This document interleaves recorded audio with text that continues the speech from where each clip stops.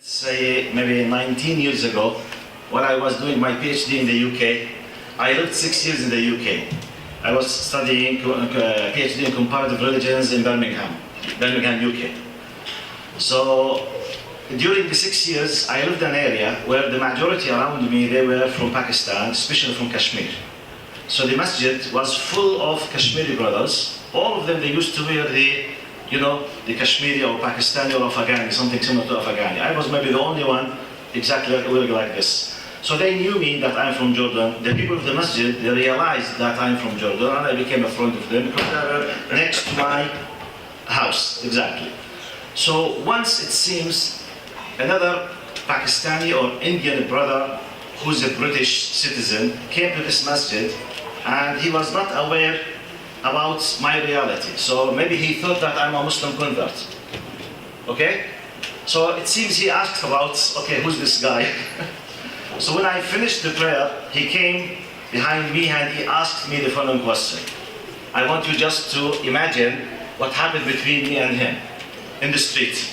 Assalamu alaikum wa rahmatullahi. Brother, what do you do? I told him, I finished my master's degree in tafsir and blah, blah, blah, blah, blah, etc. Then he said, brother, with a cheerful face, with a happy attitude, he said, brother, can you read the book of Imam Azam in their accent, Al-Imam Al-A'zam, Abu Hanifa, which means he's asking me, can you read the book of Fiqh Hanafi? This is his question. But in his way, he said that, can you read the book of Imam Azam, Al-Imam Al-A'zam? I said, yes, brother. Look now. I thought he wanted just to make sure that I am, quote unquote, expert in this, or I have access, and he want to ask me about something inside the Hanafi method. So I'm waiting for the question. I said, yes, brother. I said, brother, can you read the book of Imam Shafi'i?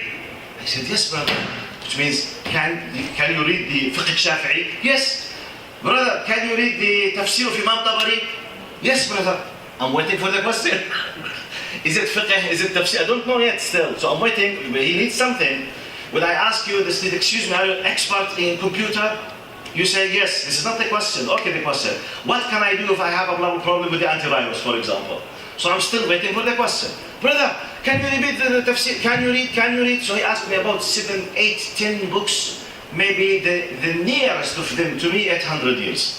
Most of them 1,000, Abu Hanifa, Shafi'i, Tabari, most of them in the first stages. So I was like, yes. In my mind I said, subhanAllah, but what is the question? Why you ask me? When I finished saying yes, he just looks at me in a way, there was an attitude in his face, then he left me. Just, the discussion is finished by the way. خلاص. Wallahi, do you believe? Wallahi, this is the end of the story.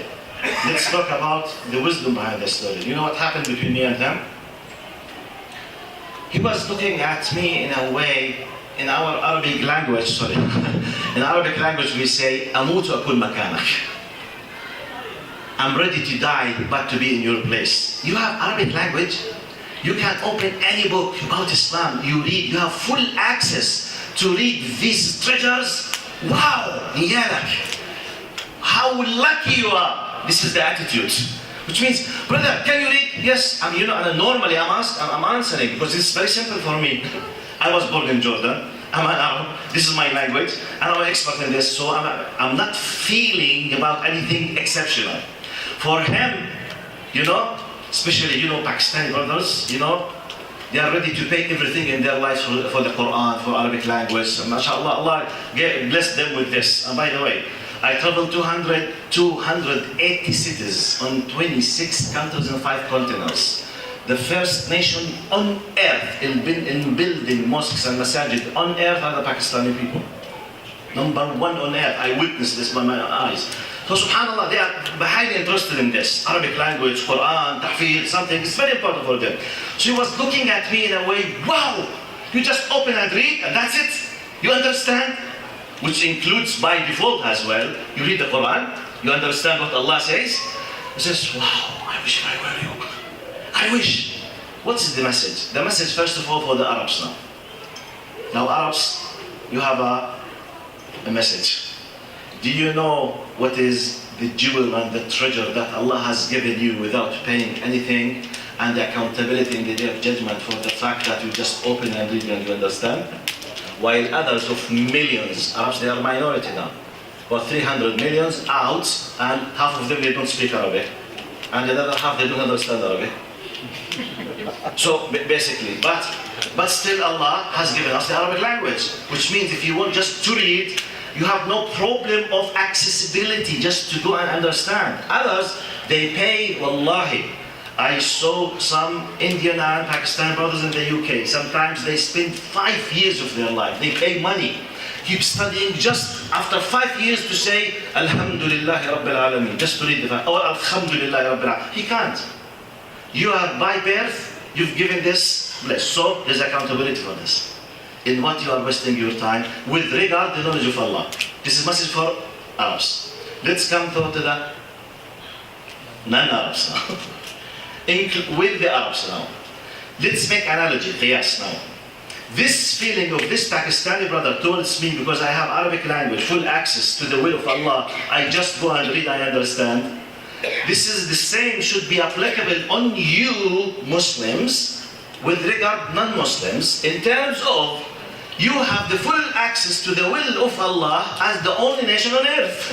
Others, they don't know Allah. Others, they have no idea about the will of Allah. You have. Others have no idea about what Allah loves, what Allah hates, what Allah wants, and why, when, how. You, me, we have. True or false? So, but they don't realize. Maybe they have no idea, but you and me realize we are blessed by Allah subhanahu wa ta'ala. So this has consequence, I mean accountability. It's not just, as we say in Arabic language,